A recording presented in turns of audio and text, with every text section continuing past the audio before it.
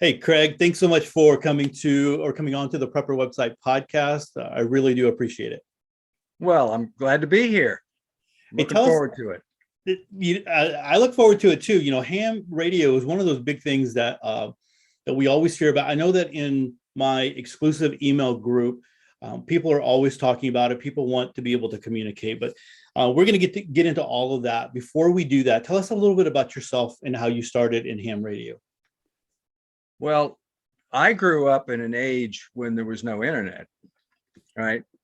Can you tell? I don't know if there was internet when you were a kid or not, Todd. No, But not at all. we had three channels of black and white TV, and one of them was all fuzzy. So there wasn't a whole lot of entertainment to be had.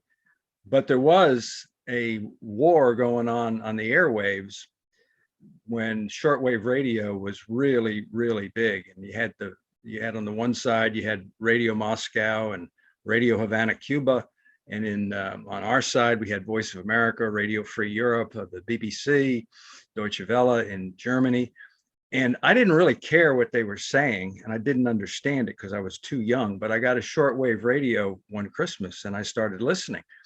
And I was just blown away by the fact that I could hear people on the other side of the world. And like I said, I didn't really care what they were saying because it was all politics and propaganda and everything, but I ran across these people talking and they were ham radio operators. And I thought to myself, man, that's really cool, to be able to talk to somebody in Germany or South Africa or Mauritius or. And so I got into it. I was really mainly a Morse code operator because I had learned Morse code in Boy Scouts. And that was back, I won't date myself, but it was a long time ago. And then I got out of it when I got into college. Beer and women and other things sort of got in the way of ham radio. And I was out of it for 30 years. And in 1999, my wife got all worried about Y2K. You remember that. And, nobody knew what was going to happen. And some pretty apocalyptic things were being predicted. And she said, how are we going to communicate? Because she recognized the importance of being able to communicate. And I volunteered. I said, well, I used to be a ham radio operator. And much to her regret, she said, you ought to do that again. And it had been something that was sort of in the back of my mind anyway. So in 1999, I got relicensed and got back into it again. And a whole new world opened up because the equipment today is so much better than what I was working with as a kid, and so much more reliable and so much more powerful. And it was just a whole different perspective on it. So I got into it and I've been really active since 99, which now when we think about it was 22 years ago. You ever find yourself looking at something and you see a date that says 2007 and you think it's in the future? Then you wake up and realize it was 14 years ago. But anyway, that's sort of my background in it all. And I'm by trade, I'm a real estate lawyer, but I got involved in teaching ham radio classes. And apparently people thought I was pretty good at it. So I took my student notes and transferred them into a book form for people to be able to study to pass the ham radio tests. And that's how I got into the publishing side of things. So here I am. Well, I looked on your website. You have a lot of books, and we'll get to those at the towards the end of the podcast. But man, you're not just at one book here. I mean, you've done a few books. How many books do you have now published? Well, I have 6 books about radio and communications, and 1 book about real estate contracts. So there's 7. I have 7 books on Amazon. There you go. Wow, good job there. Well, I got to ask you this. Going back to the Y2K, so you brought that up. Were y'all preparing for disruptions in food supplies and all those other kinds of things? Oh, sure. Or was it just about communication? A lot of people were. I mean, we had a basement full. What do you do with a case of aspirin? My wife really went. I want to say, I'll say she went a little overboard, but we stocked up on a lot of stuff, and because if you were listening to what was going on, the food supply was going to be disrupted, blah blah blah, and all that kind of thing. So we were ready on that angle, and on the communications angle, I don't know if you remember. I think the one that is most to me is 9/11, and on that morning, the cell phones didn't work, and the regular phones didn't work, and there's various theories that maybe the government shut it all down to deny the terrorists the ability to communicate, but they also denied the ability for us to communicate. I think it was perhaps a little of that, and also just the system was completely overwhelmed. And there was a feeling of helplessness there because you couldn't get a hold of anybody. You couldn't find out. You were relying on TV anchors to tell you what was going on, but you really didn't have any way. I had a son who was living up in New York at the time. I could not get a hold of him. And it made me think too of those poor people on the Titanic. They hit the iceberg April 15th, 1912, a little over 100 years ago. And they're desperately trying to communicate to get the word out, to get help. And radio was it. So they had the finest spark gap transmitters that Marconi made on that ship. And there was no protocol. So you got to not only have the equipment, you got to have the protocol so that somebody will be listening when you're transmitting. And the two telegraphers there, Jack Phillips and Harold Bride, were pounding away. And the closest ship, the guy had gone to bed. The radio operator had gone to bed because they had no protocol at the time that said that you would listen for disaster traffic at certain times. So Titanic's signal was heard in Europe. It was heard in North America. The signal got out, but there was nobody nearby that could help them. And Phillips went down with a ship. Harold Bride, these guys were in their young 20s. They were young men. Harold Bride survived and became a sort of a cult hero, and was trooped all over the country. David Sarnoff, who headed RCA, made a folk hero out of him, and he went all over the country doing demonstrations of Marconi equipment. Probably the paid spokesman, maybe one of the first paid spokesmen.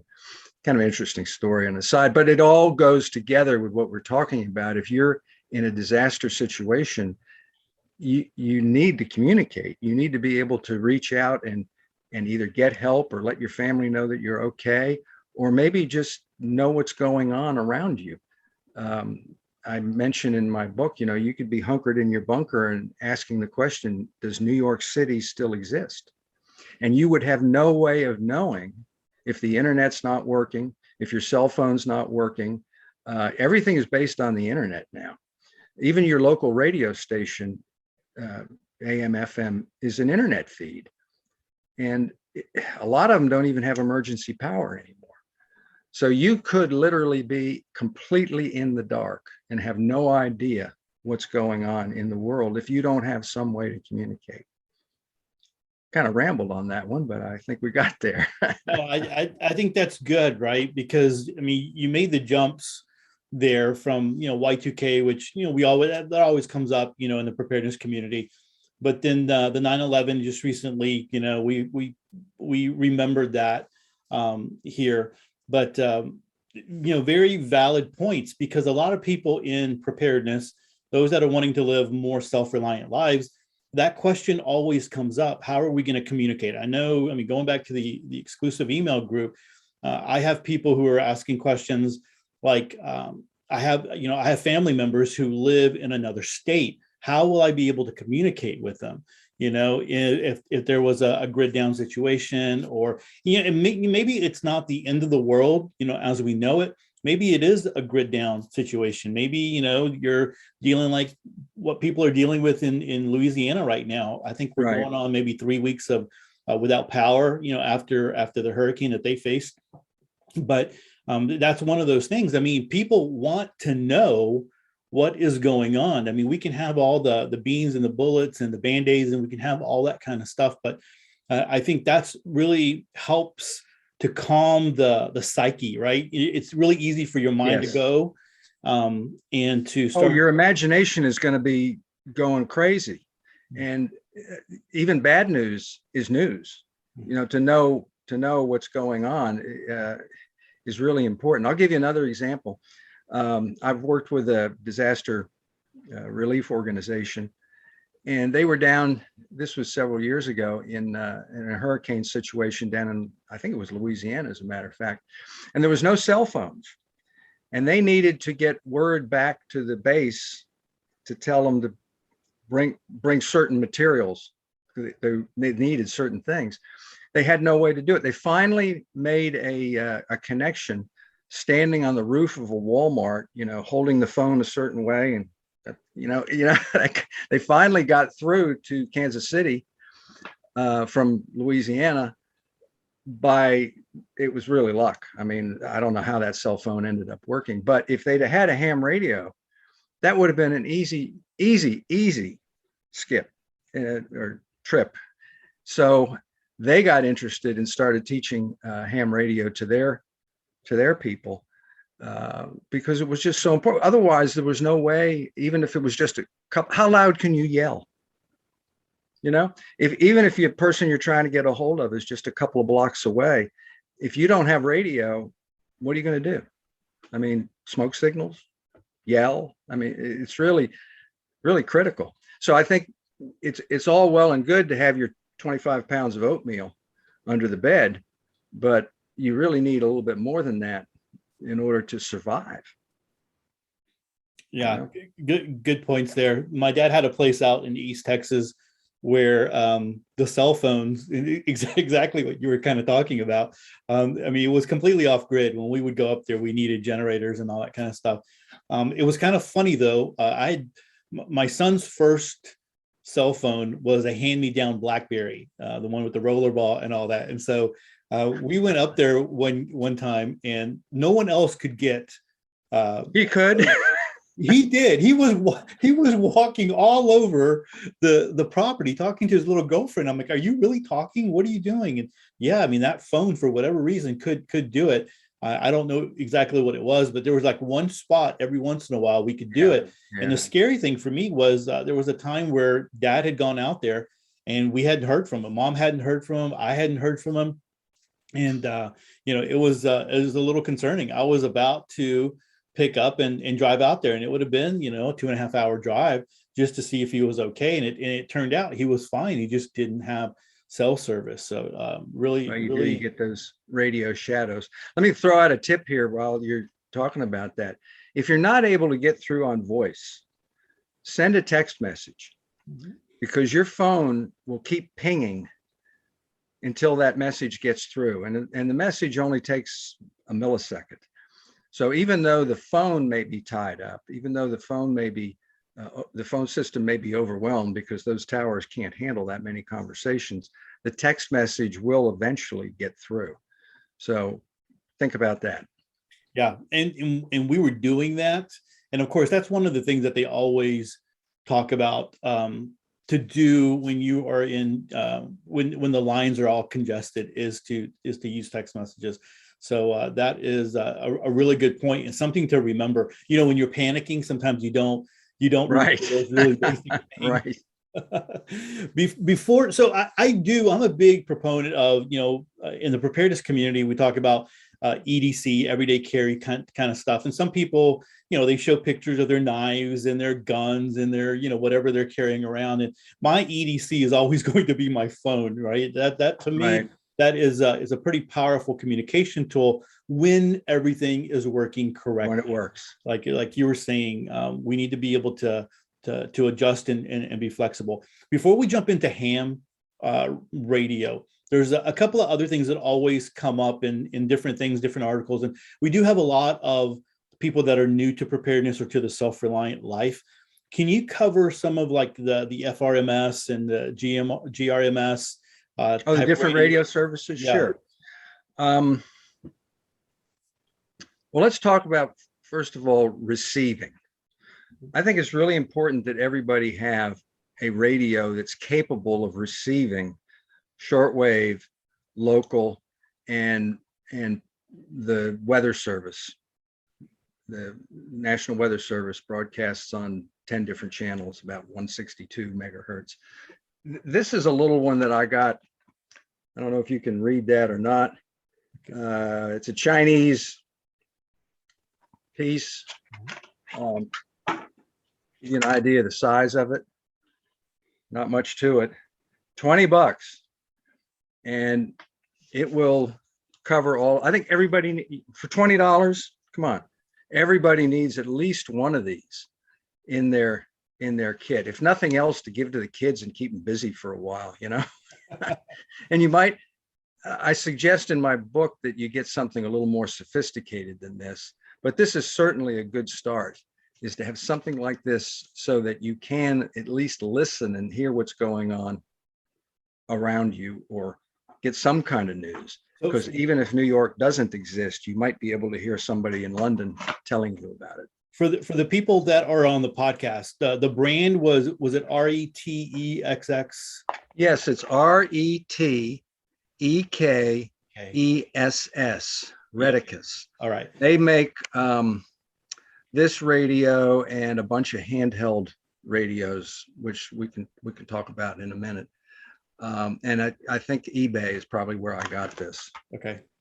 And it's a digital, which I love, right? I'm sure you can probably program certain channels and stuff on that one. Oh yeah, memories. Yeah. I have a little one that's digital as well, and it's so much easier than trying to use a knob. So well, you were asking about the different types of radios, and I talk about this in my book, which I'll plug shamelessly now. This is what got Todd and I to meet in the first place, was this book, Prepper Communications, and in it I discuss the various radio services that are available, and the unlicensed services like Family Radio Service, FRS. I don't even have one of those radios here with me because they're toys, and they don't have enough power to do much of anything. And everybody and their kids and their grandkids have one of these things. So for instance, if you're at the beach or at the mall and you try to use one, it's impossible because everybody else is on it at the same time. They're not exclusive. I think they're less than half a watt too, very, very low power. The General Mobile Radio Service, which is GMRS, is technically licensed because you register, kind of like you used to have to do with CB. You used to have to register with CB and you actually got a call sign. They don't do that anymore. And I suspect the GMRS, they won't do it anymore either. But right now you have to register, you get a license. It's good for 10 years. For your whole family, and it's $70. You get it from the Federal Communications Commission. GMRS is typically 5 watts and shares some channels with FRS at the lower power level, and can go up to 50 watts. Now you're starting to talk some reasonable power. 5 watts, you realize the old nightlight that you used to have was 7 watts.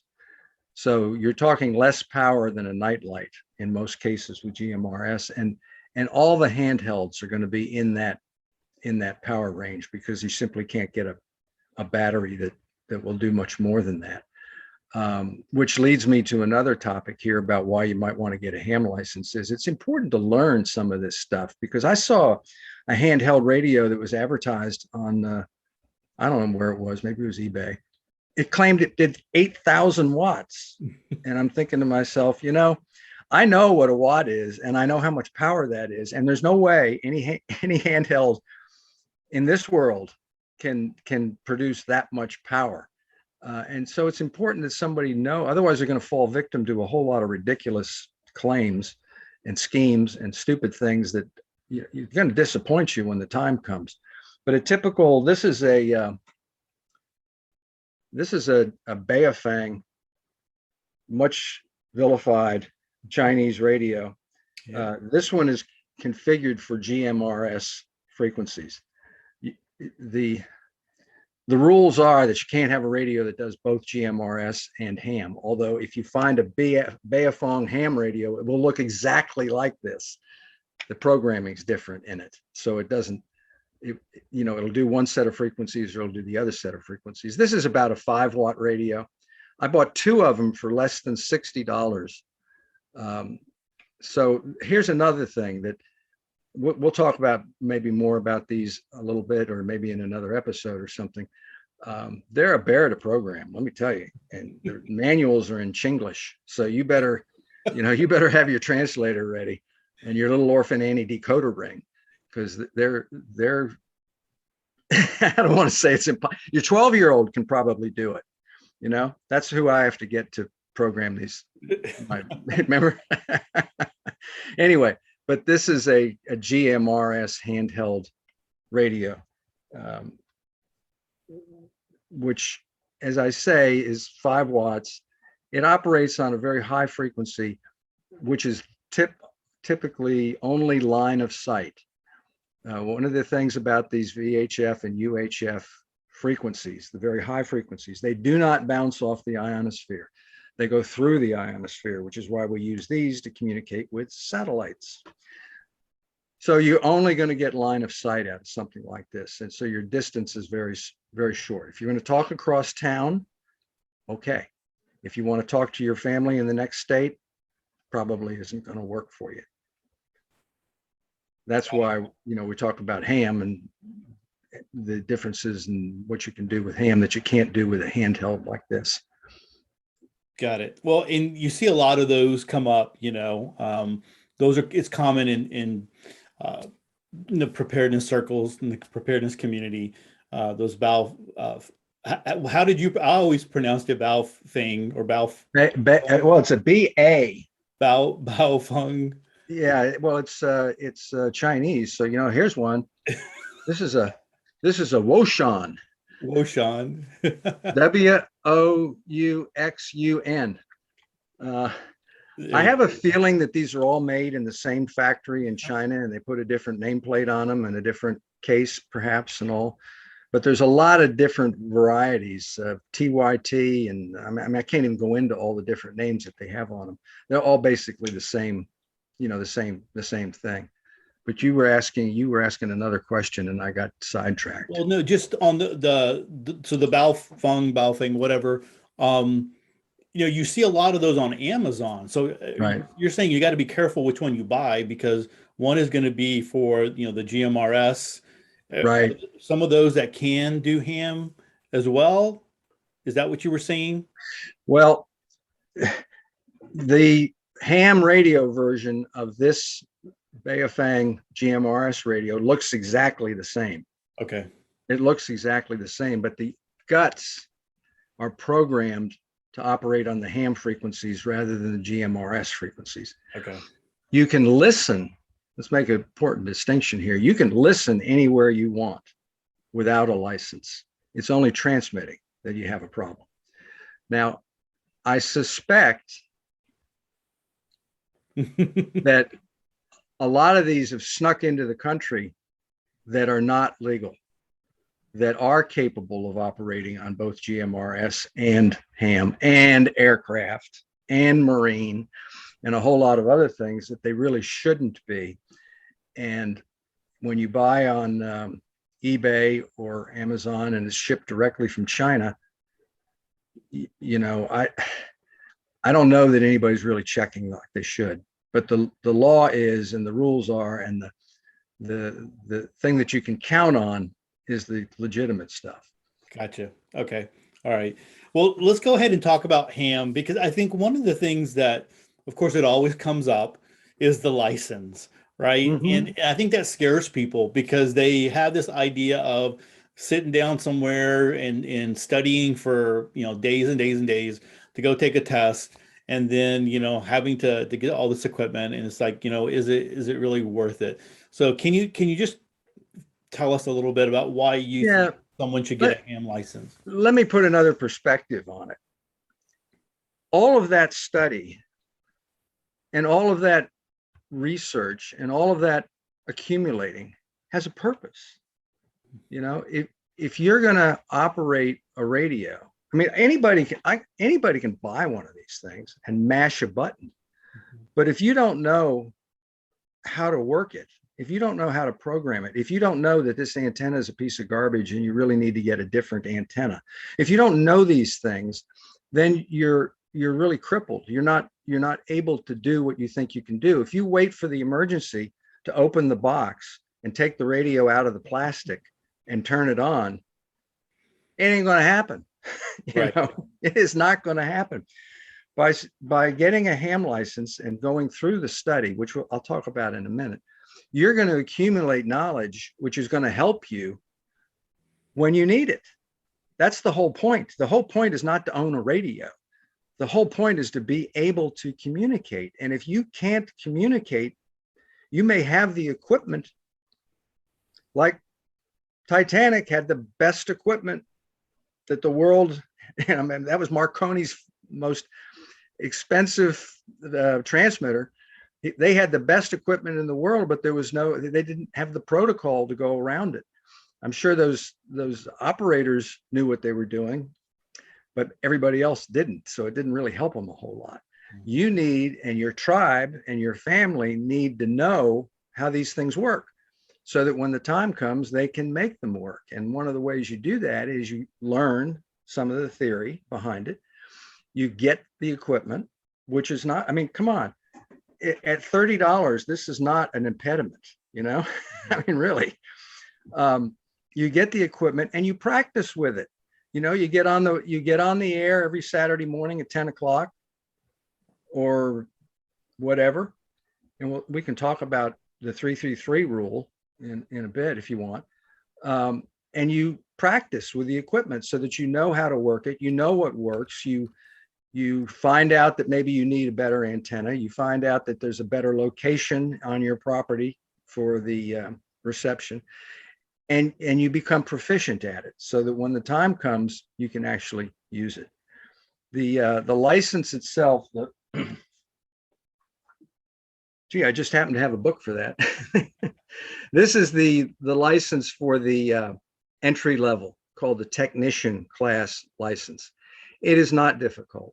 There's no heavy math, you know, add, subtract, divide, multiply. That's all it is. Very little. In fact, you could miss every single math question on the test and still pass.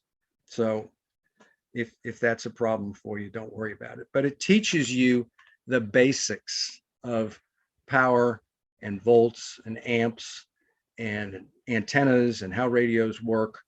The way this system is set up now, the questions and answers are all published in a question pool.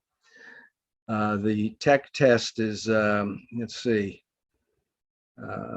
400 and some questions, of which only 35 appear on your test. So you study the questions and the answers, and then when you take the test, only about 1 in 12 will actually be on your test. So there's no surprises. I mean, this isn't like the old days when we read a textbook and got an exam at the end of the semester. You know exactly what the questions are, and you know exactly what the answers are because they're all published in a matter of public record. All you have to do is read it and understand it enough to be able to recognize the answer when you take the test. The tests are about $15. Some groups give the test for free. Some are 14, you know, who cares? 15 bucks, say. That's all the test costs.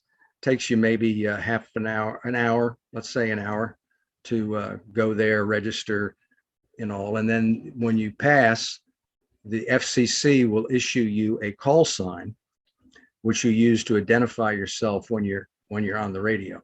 My call sign is K4IA, Kilo 4 India Alpha. And that is what I use to identify myself when I'm operating the radio here. Because nobody, that's how it's done. Nobody knows me by Buck. Well, and so you talked a little bit about what it entails to get a ham license.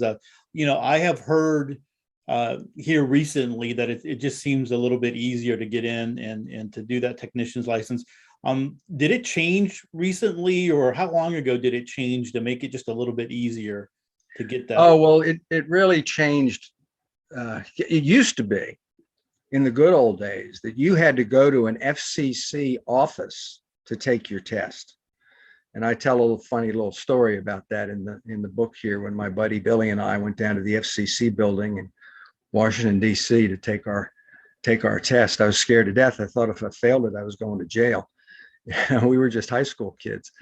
But now it's administered by what they call volunteer examiners under different volunteer examiner groups. Every 4 years, the question pool changes a little bit. Like maybe a quarter of the questions in the pool will change. And the recent one is good until mid 2022. And then they'll come out with a new question pool. And there's always a big argument. Oh, they made it too easy. Oh, they made it too hard, back and forth. They made it a little different. They usually, over a period of 4 years, some new technology will come along that they want to ask a question or two about to make sure that you have at least an awareness of it.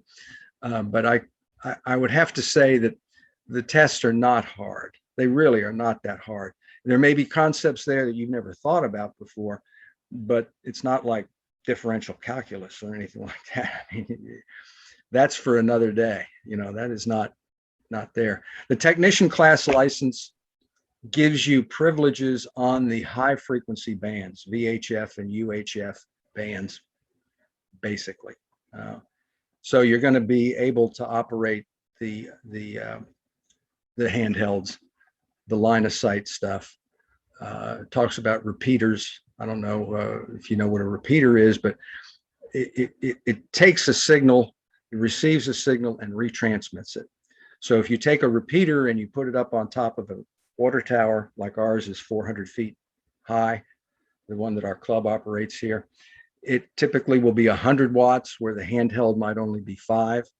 So your handheld will communicate with the repeater up on the tower, and the combination, because that thing is so high, line of sight, when you're up high, you can see further. They call that the radio horizon.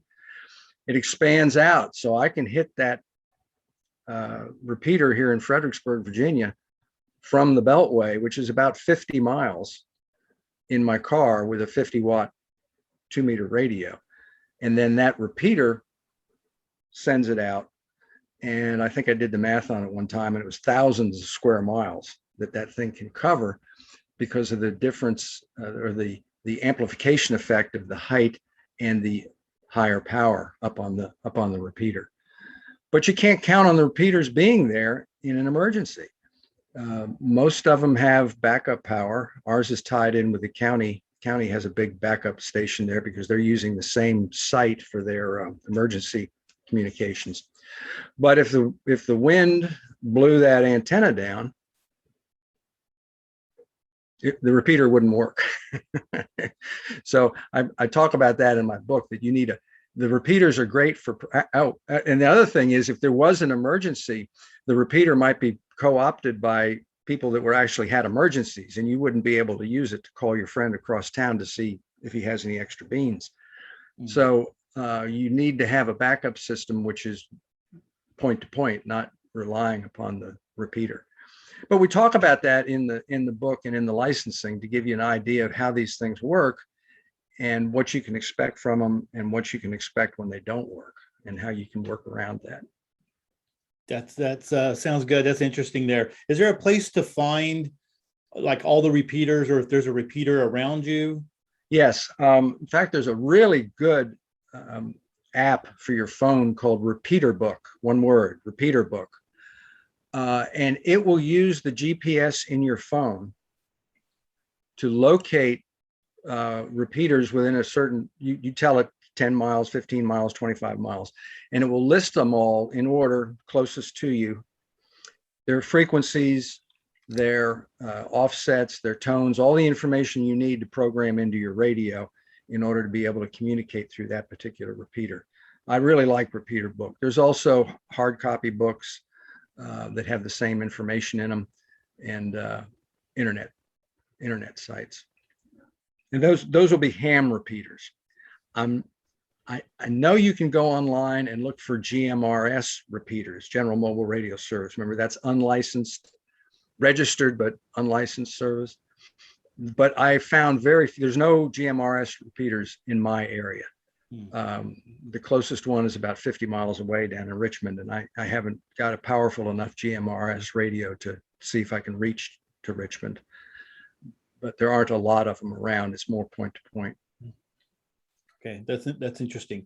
So you've talked about the technician license. There's other licenses. Can you briefly touch on those and what they mean? Yeah, there's 3 levels of licensing. The technician, as I said, is the basic entry level.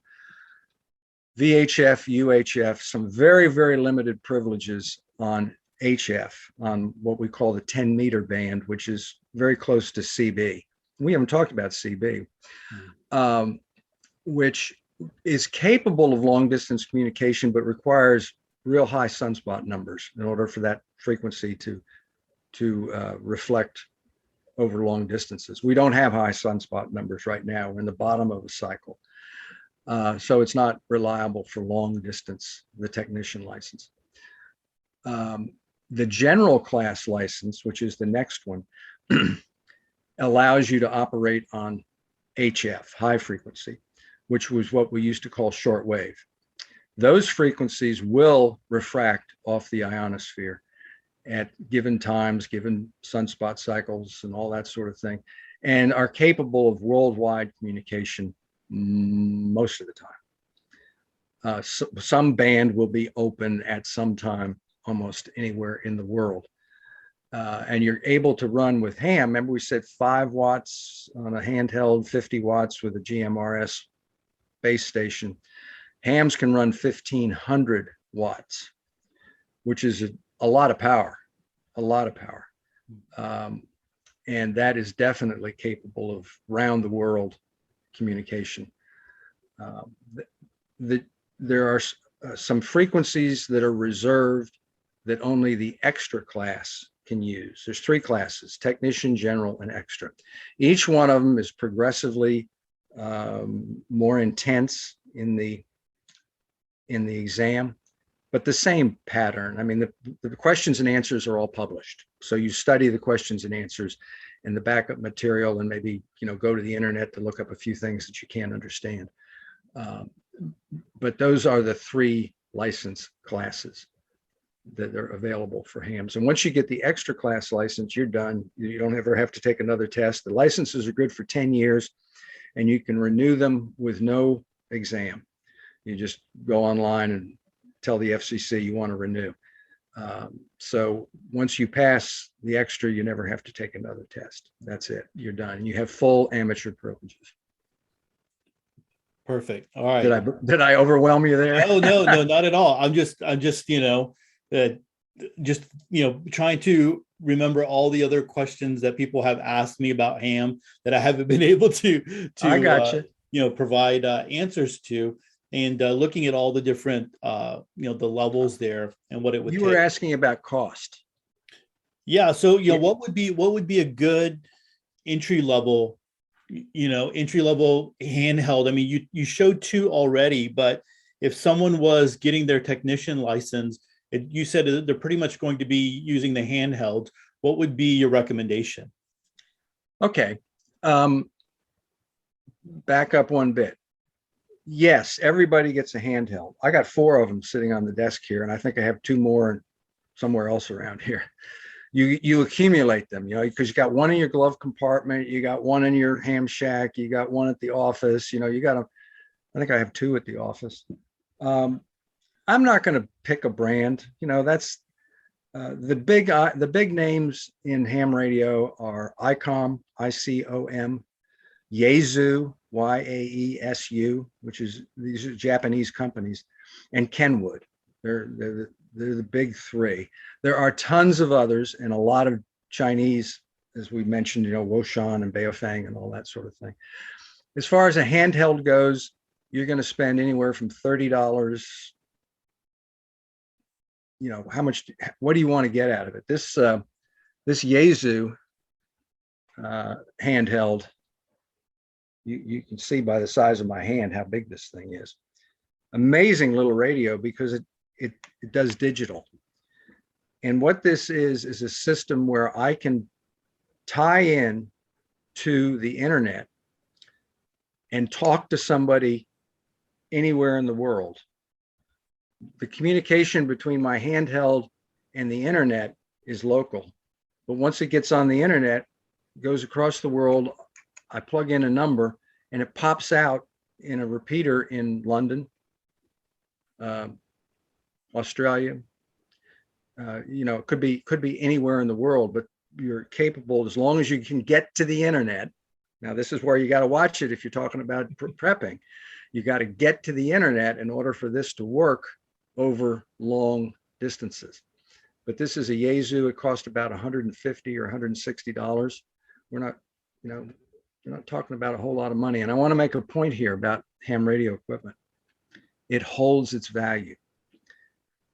If I spend $150 on this radio and I use it for a couple of years, I can probably sell it for $100 or $125 3 years from now. And that means it really only cost me $25 or $50 for 3 years worth of use.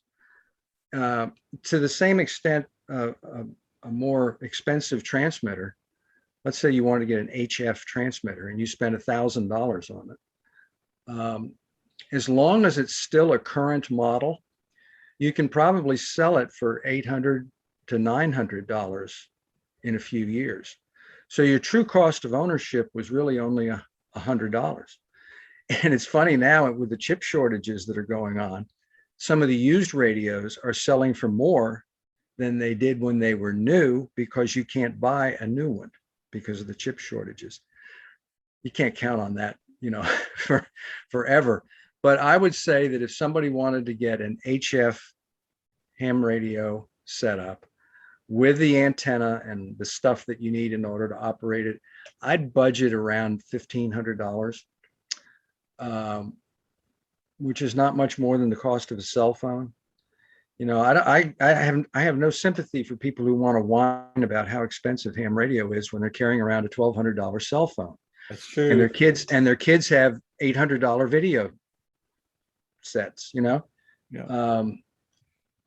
But I understand that $1,500 is $1,500, but you can build over time. You get something, buy used something, and play with it for a while, and then upgrade if you really get into it, and upgrade your antennas and that sort of thing. It's if you break it down into modular bite-sized pieces, you can get on the air for a reasonable amount of money. Do your books talk about maybe different packages and the ways that people could go as they move up, maybe the licenses? Yeah, the Prepper Communication book does talk about that and compares all the different services. And we didn't talk about CB. Second time I've said we didn't talk about CB. And I want to say something about CB. I do believe. Go for it. Let's do it. I do believe that you should have CB in your arsenal. I know it's gotten a bad rap. I mean, breaker 10-4, we got ourselves a convoy and all that sort of stuff. And if you listen on the trucker channels, it's not real pretty, but they're everywhere. They're not expensive. It's easy to slap one in your car and get a mag mount antenna and put it on your roof.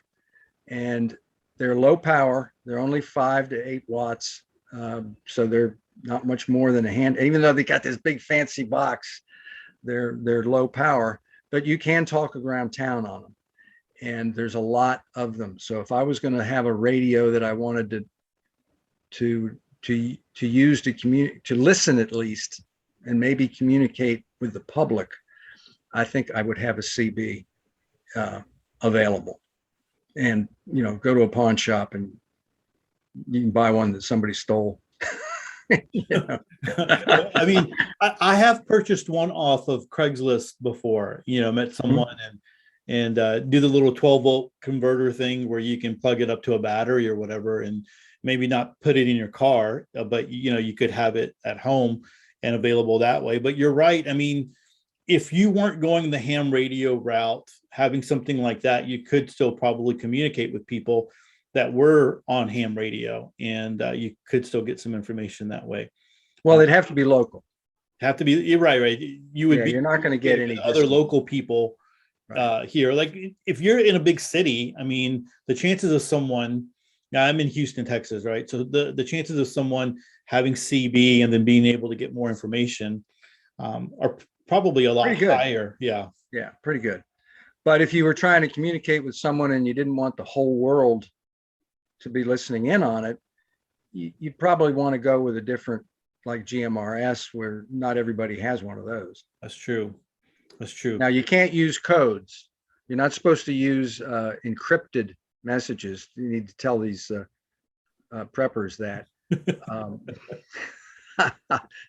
The old, you still hear them on HF, by the way. They call them cut number stations, where there'll be a disembodied voice that just says 1, 7, 5, 4, which is obviously coded of some kind. You could develop within your own group a series of coded, Navajo code talkers kind of thing, where you have to identify in English. You can speak in any language you want. You have to identify in English. But you could say something like, the dog has left the doghouse, and that would mean that I'm on my way. So your little group would have this lingo all figured out ahead of time. Sure. So you could do something like that if you were trying to keep everyone from listening. But I think that everybody can't be listening on all the frequencies all the time. And you're probably not that important that somebody's going to be wanting to listen to what you have to say to your uncle.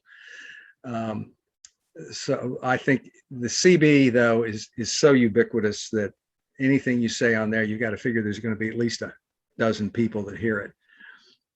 And you're right. Just the fact of listening, being able to get information, I think would be, very valuable there. Hey, you talked about the 333 rule, and I just wanted to circle back. Sure. I don't want to miss that. Can you talk a little bit about that? One of the problems that you have was the Titanic problem, and that is to be sure that you're transmitting when other people are listening, and vice versa. There they were pounding away, and the closest ship, the radio operator, had turned off his rig and gone to bed. The 333 rule says that you listen every 3 hours for 3 minutes on channel 3. Whatever you're using for your communication, whether it's CB channel 3, whether it's GMRS channel 3. We don't really have a channel 3 on ham, but there are frequencies that people reserve for emergency traffic. So that every 3 hours for 3 minutes, that's your window. And you start at noon. So noon, 3 o'clock, 6 o'clock, 9 o'clock, midnight, going around the clock. If you do that, you're really only listening for 3 minutes every 3 hours, which works out to 24 minutes a day.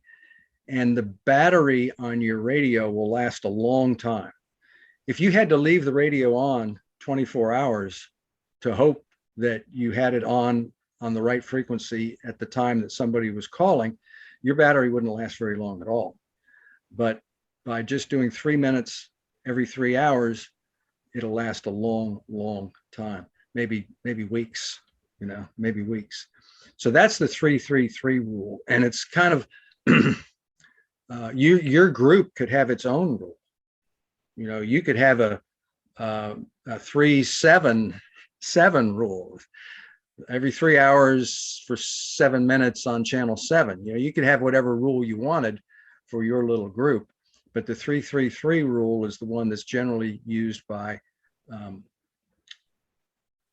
I don't want to call them preppers, but by people who are in the emergency field that are thinking about what they're going to do on those things.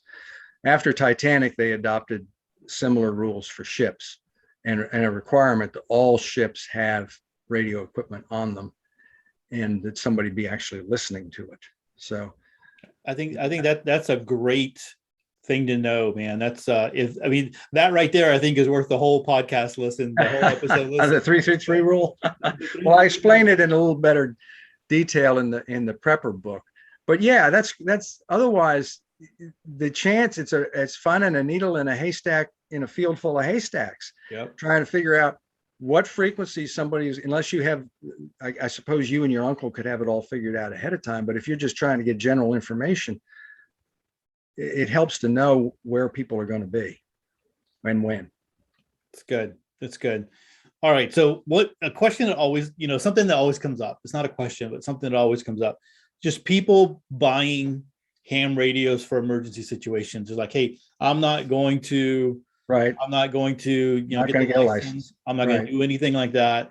I just want to have it in case there's an emergency situation. What do you say to that? Well, I kind of mentioned it before. If you don't know how to use the equipment, anybody can mash a button, right? I mean, if I could find a microphone around here, it's just a thumb, right? But if you don't know how to operate the equipment, if you don't know what to do with it, if you haven't had some practice, I mean, tell you what, here, have fun, have fun. It's like when I got my first iPhone, it had one button on it. I went, what? How am I going to work this thing? How are you going to, if you don't have some knowledge, sure, you can just leave the radio in a box and as I said before, take it out of the plastic when you think you need it. But you wasted your money and you wasted your time, because you're not going to be able to communicate effectively with it. You need to learn about it. You need to operate it. You need to practice with it. And it's fun to practice with it, for crying out loud. This isn't hard. I mean, I'm probably on the radio 2 or 3 hours every day because it's fun. I mean, I enjoy getting on here and talking to people. I mean, right now there's the Azores, there's Bulgaria, just popped up here. There's Slovenia. There's tons of stations on here to communicate with, and it's fun to do it. So, this is not a chore. It's fun. Yeah, no, I mean, looking at your setup, just, on the video here, I mean, it looks like you're having fun. There's a lot of good stuff back there. Yeah, it's a great, well, we call it a service, the amateur radio service. And there's a big, debate. Is it a service? Is it a hobby? Okay, it's a little bit of both, because the hams, the sort of motto is when all else fails. Because I have this radio here and I can communicate as long as I have power of some kind.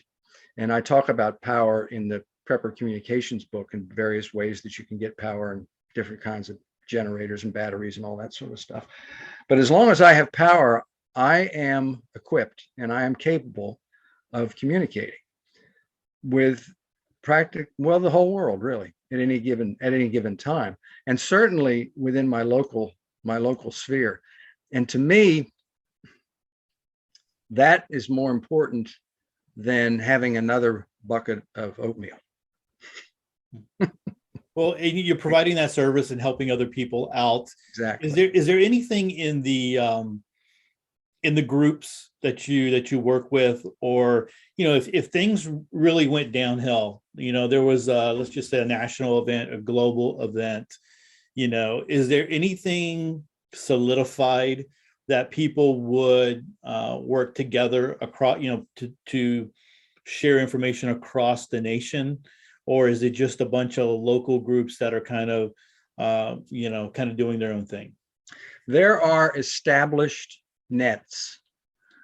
For instance, the Maritime net that meets at 14.3 megahertz on voice every day, and exchanges maritime information. A sailboat in the Bahamas can get information about a storm that's approaching, that kind of thing.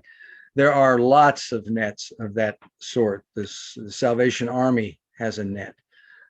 Individual states have nets. And when you get a license and you're interested in that sort of thing, you look them up, you check into the net, you listen to it so you know how they operate, what they do. You figure out whether or not your antenna is capable. If you really want to be involved in the maritime net at 14.3 megahertz, you would make sure that you have an antenna that's capable of communicating. Usually the net control station is in Florida, but they also move it around a little bit, because different propagation conditions. They might operate from Florida for an hour and then operate from Texas for an hour, so that they can cover different areas. And then stations can relay also information in that's rebroadcast. So there's lots of established systems, which I call nets, for different purposes, different frequencies, that a prepper would probably want to be. For instance, in Virginia, you'd want to know that you can reach the Virginia phone net, which moves, the net control station moves around the state, but you would want to know that you can operate on that frequency and have an antenna that's reasonably capable of reaching that net, so that you could communicate around and hear what's going on in the state of Virginia. And locally, we have nets that operate through the repeater that meet at given time for practice. Our local club, 7:30 on Thursday evenings, meets on the repeater, where they run through it's really not a drill, but the procedure that would be followed in the event of an emergency, where the net control station calls the net to operation, states the purpose of the net, asks if there's anybody with emergency messages to be passed. If none, then they go to mobile stations, and then regular stations, and then recognize all the different people that are on, and everybody gets their minute of fame, where they come on, say hi to everybody. It's practice. That net didn't accomplish anything except helping people get practice, get over their mic fright. Many, they get that microphone. That's the other thing. If you've never been on the radio before, you unbox that thing and you hold that microphone in your hand, you're not going to know. You're going to lose your voice. You're not going to know what to say. But these nets are practice to help people get over that mic fright, so that they're relaxed when when they have to communicate, they don't lose it. So to answer your question, there's plenty of things set up. So if someone was looking for one of them in their local area, they would just go to the internet and search their city, their state in Hamnet. Would that be a way? Well, they could look for radio clubs. Radio clubs. Okay. Yeah. The big ham radio organization is the American Radio Relay League, ARRL, Alpha Romeo Romeo Lima.org, ORG. And you can go on there and search for clubs near me, clubs in your state. And there are, there are tons of them. We have one here in Fredericksburg. There's one in Stafford. There's one in Richmond. There's probably a dozen or more in my immediate area here where I am. And they're all over the place. So they would probably be best to contact the local club where they can go to a meeting and rub elbows with the hams and learn a little bit. They're going to be way over their head the first meeting, because these guys are going to be talking about stuff that you've never heard of or thought of before, but that's okay. Hopefully there aren't too many crusty old farts that, scare them away, because there are crusty old farts in amateur radio. Can I say that on a podcast? Oh yeah, you're good. I guess that's not the worst word you've heard. So, and if you go to the club and you don't feel the love, go find another one, but you'll get a chance to meet the people. You'll find out about their repeater and when they operate, when they have their nets, that kind of information. And you'll be looking for what we call an Elmer, Elmer, Elmer Fudd. You're looking for an Elmer. An Elmer is a person who will help you, take you under their wing. And it's, as I say in my book, it's not like you're going steady or anything. It doesn't even have to be a recognized situation, but usually the people are really willing to help, especially a new person gets started. They may have strong opinions. And I got to tell you, if you ask 5 hams a question, you will get 7 answers and maybe a fist fight. So, it's catch as catch can. I don't know exactly how, but that would be a good start, would be to plug in and get some background. You may even find somebody that's 10 handhelds and is they could very easily, and then you'd have your start and you wouldn't cost you a dime. Awesome. Good stuff there. Hey, so before we get to, where you can share a little bit about your books and stuff. One last scenario in a true SHTF, the end of the world as we know it type thing. How long could someone really truly use ham radio? How long could they really honestly go communicating out there? Well, there's nothing to stop me except power. I mean, I'm not relying on the internet. I'm not relying on the telephone system. I mean, talk about in World War II, the spies that were transmitting from inside Nazi Germany. The only thing that I need is power. And the power will come from battery backup, wind generated, solar, generators. Trouble with generators, of course, is that eventually you run out of fuel. But let's say you had a solar setup with a battery backup, you could operate indefinitely. Indefinitely until the batteries go. And then could you run straight from solar? Yeah, and then use the solar to be recharging the batteries. Yeah. Right. But I mean, eventually batteries fail. But if you didn't have batteries, could you run straight from solar? No. No, that wouldn't be possible. No, it would be no, because you don't have the regulation.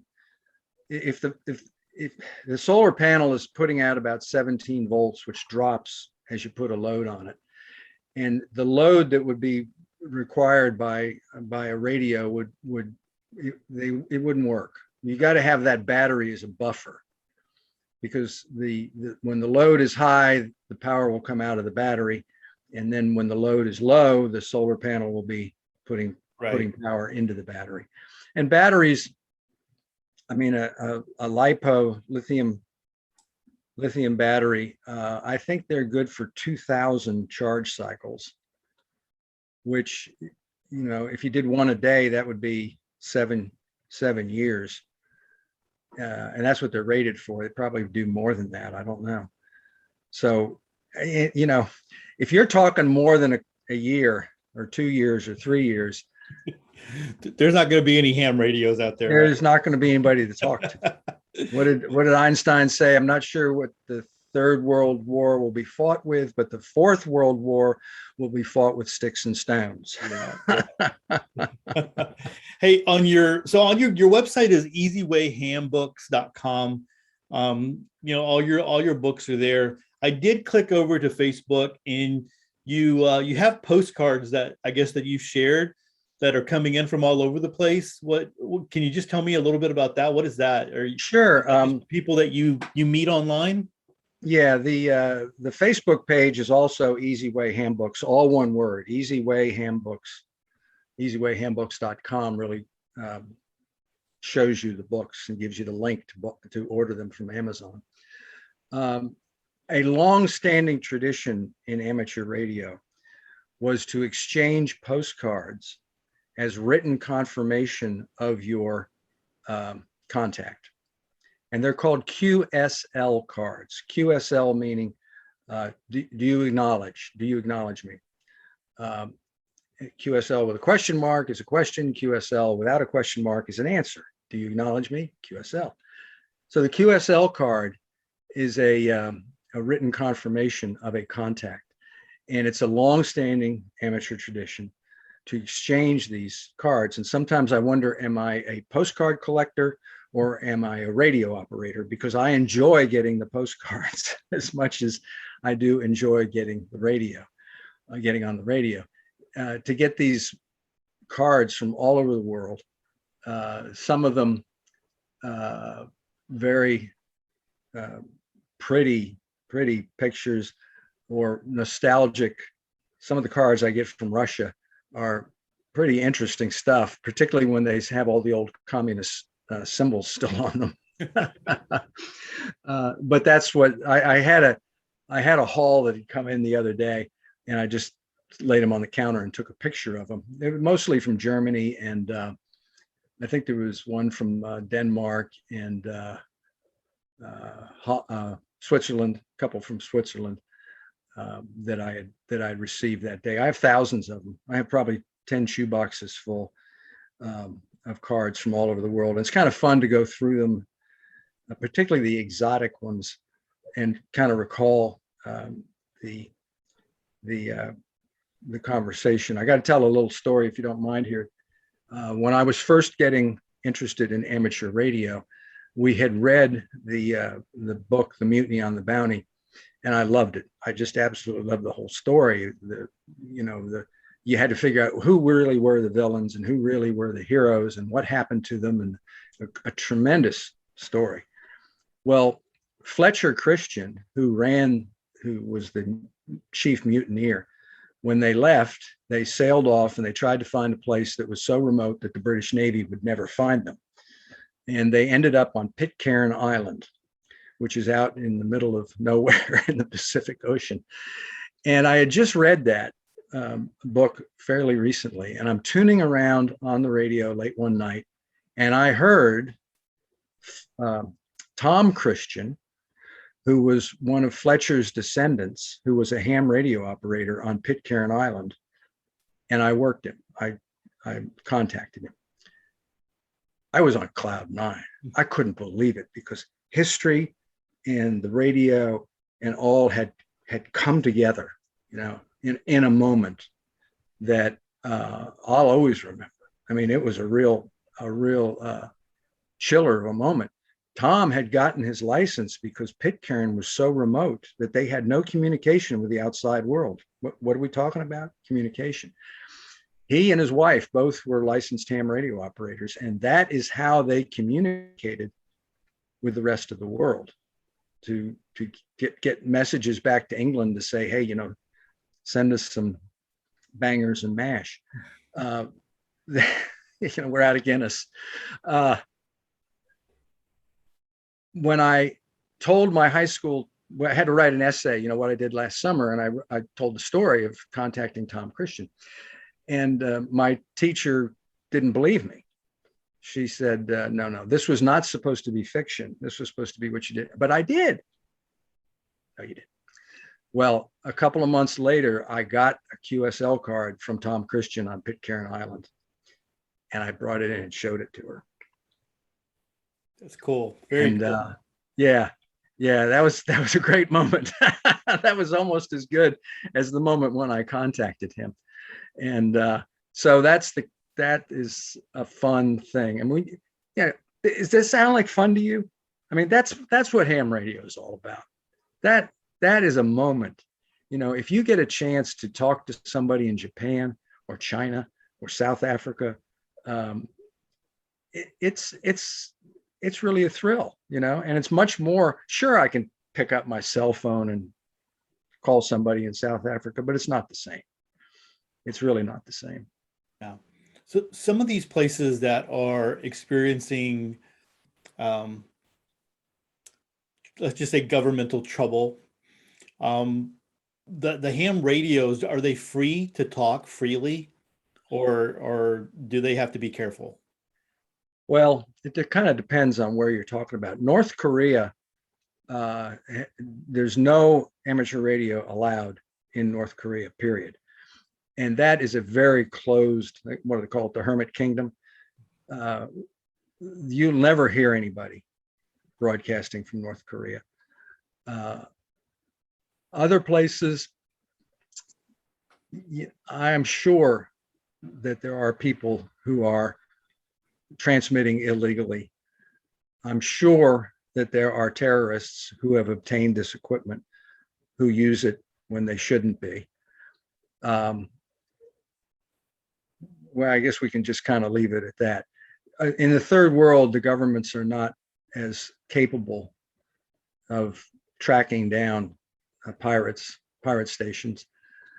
The Nazis were excellent at it. They had radio direction finding equipment that they used to ferret out the spies that were sending information back to England, and they were capable of zeroing in on a signal in a very short period of time. But I don't think that that's so prevalent. But they have countries where they just shut the internet down. Right. Well, I mean, that's what I was thinking about, because they'll shut the internet down and they can't get messages out. But is that when ham radio operators out there kick up and share information? They could, yeah, because I'm not relying on the internet at all. I have a wire in the backyard. That's my antenna. And the government can shut down the internet. They can shut down the phones. They can tell me I'm not supposed to operate, but I'm not advocating that anybody break the law. Okay? Sure. Don't get me wrong, but I mean, in a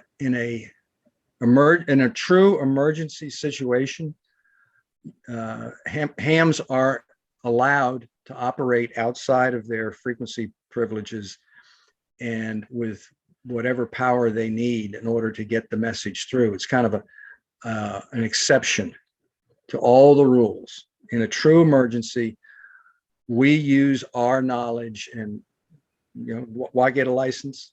We use our knowledge and our training to get a message through when it might not be able to be done any other way. And we have flexibility to do that. Although, I hope it never comes to that kind of a situation. Yeah, definitely. It's not something we want, but it's good to be prepared for it. So tell us a little bit about your book, Prepper Communications. When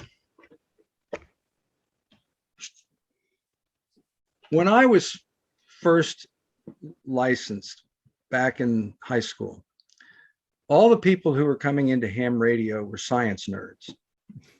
Sputnik had, Russians had put up the first satellite, and there was a huge push for sciences. And Kennedy said, we're going to put a man on the moon in the next decade and bring him back safely. And so all the guys that were in, very few women, because back then women weren't into I'm not being sexist here. I'm not trying to be sexist. I'm just telling you what it was. The women weren't as interested in STEM, science, technology stuff. So it was mostly guys, and we were electronics nerds. We built radios, we built Heath kits, just like we used to build model airplanes. We did all that sort of thing. Today, the people that are coming into ham radio are almost exclusively preppers. We still get some techies, but most of the techies are going into the computer field, not into the radio field. So they're building computers and they're writing software and doing games and things like that. They're not interested in the radio, but the preppers get it. The preppers are interested in radio. So it occurred to me as I'm looking out there in a class that I was teaching, and I asked everybody, who here is here because they're an electronics nerd, and who would admit that anyway? But who is here because they are a prepper or consider themselves, I don't want to use the term, it means a lot of things to a lot of people. Right. But and almost everybody was there because they were interested in being prepared. And so I said, well, gee, maybe I've written a couple of books about getting ham radio licenses. Maybe I need to write a book about preppers and what a prepper might need to know, in addition to amateur radio, which I do talk about in the book. But I also talk about some electronic theory, because you need to know some, or you're going to fall for that 8,000 watt handheld radio if you don't know what a watt is. I talk about power sources. I talk about antennas. I talk about different radios. I talk about the different radio services, FRS, GMRS, Citizens Band, ham, and the uses for each one of them. And I make recommendations for the type of equipment or the type of things that people might want to do. The 333 rule is in here, for instance. And I think I'm just thumbing through it down here in my lap to see if I forgot anything. I explain about equipment and kind of some of the things that it does. I have some, I don't, you probably won't be able to see this, but I have suggestions as to how much you might want to spend on different setups, what the transceiver would cost, the antenna would cost, and that kind of thing. The book is 148 pages. I could probably write another one. Maybe I will. Because I'm obviously, in 148 pages, you can't cover it all. But I think somebody who gets this book would have a good basic understanding. And I don't think there's any other book out there. I could be wrong, but I'm not going to hype the other guy's book. There might be something else out there, but I really do believe if you're a prepper and you're interested in learning more about communication, this would be a good place to go. And I think it's $17.95 on Amazon. If you have an aversion to Amazon, which some people do, I get it. I'm not a big fan of Jeff Bezos either, but you can email me at K4IA, Kilo 4 India Alpha, at easywayhandbooks.com. All one word, easywayhandbooks.com. And I'll sell you one directly. I don't prefer to do that because it's a pain in the butt for me to have books and send them and mail them and do all that kind of stuff. I prefer that people order them through Amazon because they take care of all that for me. But I can do it the other way. If you didn't get it the first time, K4IA, Kilo 4 India Alpha, at easywayhandbooks.com. And if you want to email me about anything else, questions that you had that came up out of this this podcast, actually, you should send it to Todd because it's his podcast, not mine. I'll be glad to help, but that'll also give Todd some ammunition for future podcasts, things that people might want to know about that maybe I'll be lucky and he'll have me back on again, and I can address some of those things in a broader base.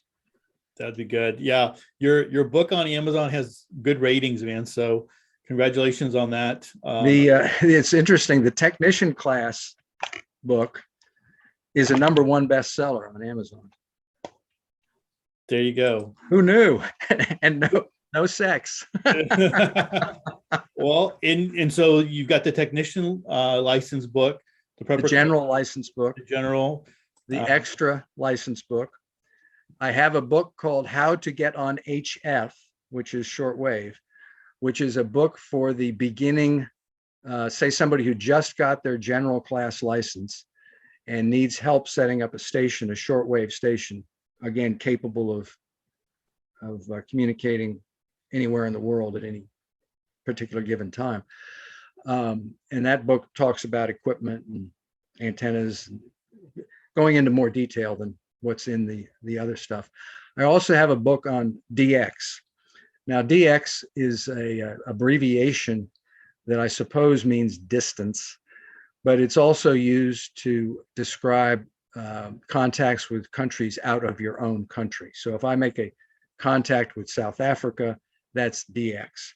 And so this book is specifically geared towards people who want to communicate with far distant stations, and it talks about the kind of equipment you need, the kind of procedures you need, QSLing, the protocols for sending out QSL cards and receiving them, and that kind of information.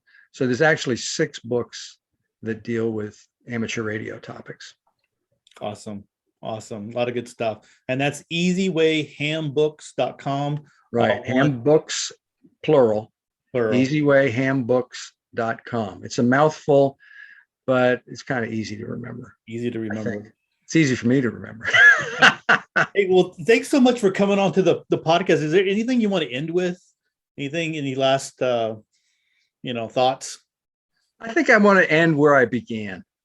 And that is to tell people, if you want to be prepared, if you're thinking that you're a prepper, for whatever that means, and I know it can mean anything from a weekend without electricity to years of travail, you need to have a way to communicate. And that means not just receiving, which you certainly need. You absolutely must have a way to receive information from the outside, but a way to transmit, to communicate with your family, or I call them your tribe, other like-minded people who you pal around with, who you maybe are members of your club. You need to have a way to do that, because if you are isolated, if you're alone on the deck of Titanic, you're in a bad place, and you're not going to last. You're going to go crazy if you're in a tent out in the woods and you really don't know what's happening in the world around you.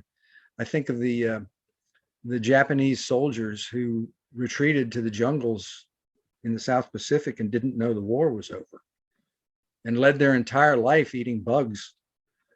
I mean, yeah.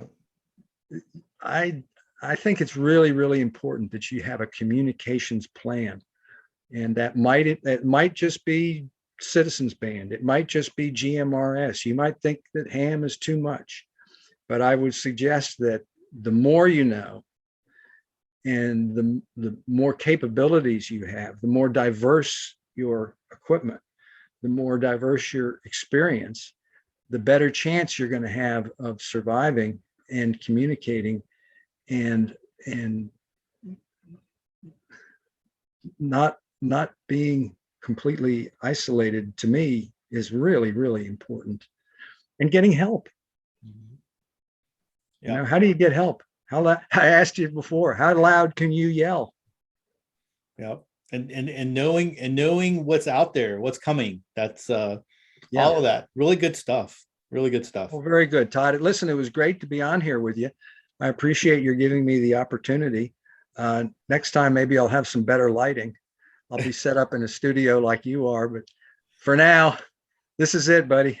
Yeah, no, it was good stuff. Good stuff. So we'll have some people will be watching it on video, but most everyone's going to be listening to it on the podcast, And so okay, this is we have, like I mentioned earlier, we have a lot of people, a lot of experienced preppers listening, but a lot of new people coming to preparedness because of just how crazy the world is, and they are looking for information, and they're starting to wake up and realize, hey, the world is kind of fragile, and what can I do to help myself and my family and to mitigate whatever might be coming. So a lot of new people to preparedness. So that's always good.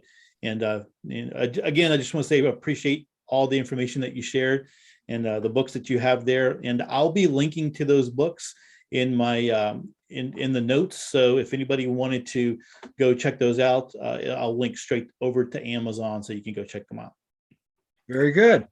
Buck, thanks so much for being on with us, man. I greatly appreciate it. All right. Well, I'll give you the old 73, which is the old telegraph abbreviation, which means best regards. Thank you. God bless. 73. Take care.